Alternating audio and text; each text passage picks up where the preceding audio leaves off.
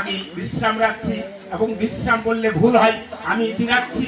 এরপরে আমাদের পরমারাধ্য গুরুদেব রয়েছেন, তিনি কাকে বলবেন কি করবেন তিনিই ভালো জানেন।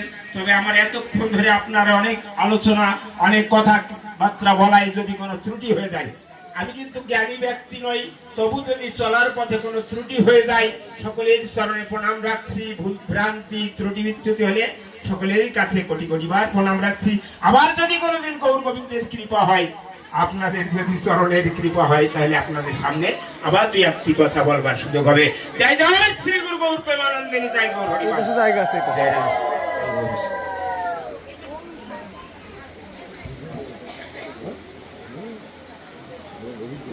মানে বসলি তারপরে দিয়ে আসো না, ওরা বসে দাসদের করাবেন গাড়িঘাট মহাদেব কৃষ্ণ দাস, তাকে আসলে আসার জন্য অনুরোধ জানাচ্ছি। হরে কৃষ্ণ।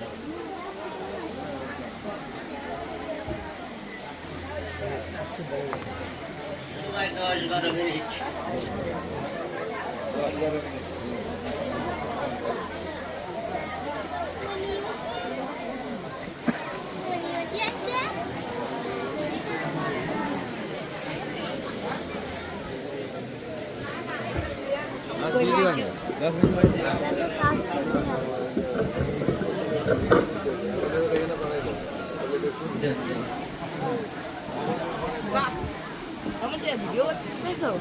উঠবি না আমি ভিডিও করতেছি, দাও দাঁড়া, আমি তো পরে আসি, তারপর তো কোয়েশ্চেন।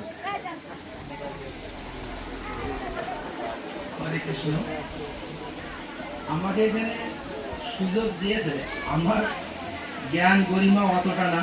এখানে যে সমস্ত কৃষ্ণ ভক্ত এবং ভাগবত আচার্য ভক্তিমতী মেয়েরা, সাবিত্রী সুধা সম্মত যারা আসছেন, তাদের অতুল চরণে আমার কোটি কোটি প্রণাম জানিয়ে আমি আমার আলোচনায় আমি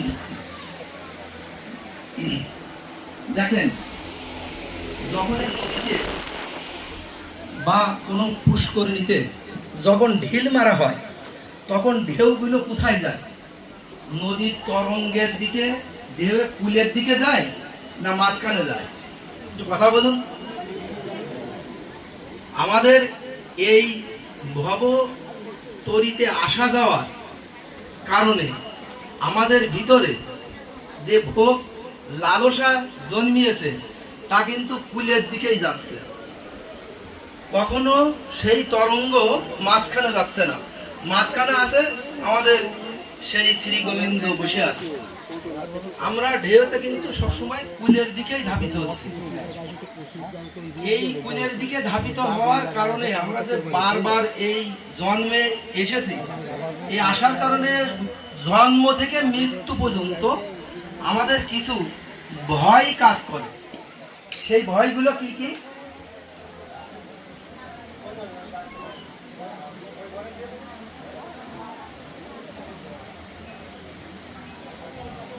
এই যে জন্ম মৃত্যুর কারণের জন্য আমাদের যে আসা যাওয়া, এই এর ভিতরে বলতেছে ভোগে ভয়ং। ভোগে ভয়ং মানে আমরা যে জন্ম মৃত্যুতে এই ধরাধামে এসেছি, আসাতে আমাদের কি আছে, ওই কুলে যেমন ঢেউ যাচ্ছে, সেই কারণে আমরা সবসময় ভোগের দিকেই যাচ্ছি। দেখেন, আর ভোগের দিকে গেলে কি হবে? ভোগের দিকে গেলে রোগ ব্যাধি জ্বর আসবে। তাহলে এতে আমাদের সবসময় একটা ভয় কাজ করছে। যখন আমরা এই যে এখানে আসছি, আমাদের এখন কিন্তু পেটে টান ধরেছে, কোন সময় না এই গৃহকর্তা আমাদের সেবা দেবে, আমরা ভোগের দিকে আসি। সেই ভোগটা কিন্তু মাঝখানে যে গোবিন্দ বসে আছে, সেদিকে আমাদের লক্ষ্য নেই, সেই ভোগে লক্ষ্য নেই। যে ভোগ আমরা ভক্ষণ করলে আমরা সেই গোবিন্দের পায়ে দেবো, সে ভোগ নেই, আমরা যাচ্ছি লালসার ভোগে। তাই ভোগে ভয়ং। আর কিসে ভয়ং বলছেন? কুলে সুত ভয়ং। কুলে সুত ভয়ং মানে আমি যদি উচ্চ কুলে জন্মগ্রহণ করি, ব্রাহ্মণ বা আরো উচ্চ কুলে জন্মগ্রহণ করি, তাহলে আমার কৃত কর্মের কারণে কখন না আমি সুত হয়ে যাই, সেই ভয় আমাদের কাজ করছে। যে যে কুলে আছেন একটু খেয়াল করে দেখেন যে কখন আমরা কথাবার্তায় চলনে বলনে কখন আমরা সুত হই, সেই ভয় কাজ করছে, করছে কিনা? তাহলে কুলে ভয়ং বলছেন। তারপরে বলছে বৃত্তে নিপলন।